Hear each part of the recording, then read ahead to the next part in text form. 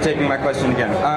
This is a question about kind of long-term health as a bodybuilder. Do you believe that your colleagues are careful enough about the amounts of drugs that they take in terms of their, longevity? And also, how old were you when you were introduced to performance-enhancing drugs? A lot of people. It's hard to say what a lot of people's opinions are as far as what they do. I'm not really there to judge. I mean, people have there's a lot of variables that come into, okay, how healthy can a bodybuilder be? I mean, it really comes down to your genetic makeup. I mean, some people are prone to, cancer, heart disease early. It's not necessarily because, they lift weights or take anything. I mean, this could be something that stems in family history. You see that a lot, guys have heart attacks in their 30s and 40s. I mean, that can be hereditary.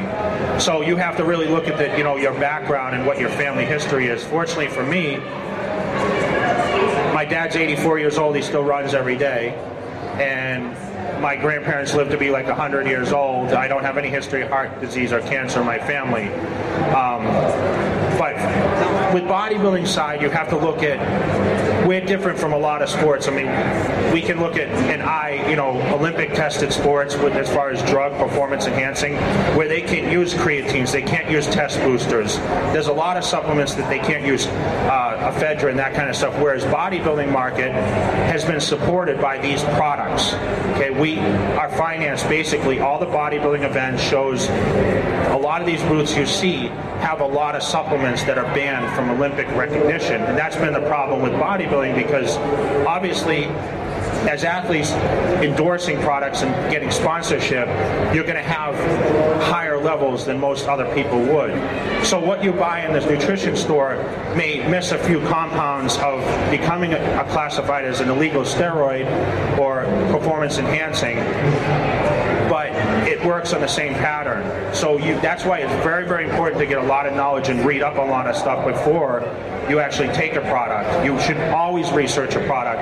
And we can talk about the basic things like creatines and all these things that, as a parent or a family member that you see, a youth taking a product, I don't suggest any kind of supplements to anyone under 18 years old.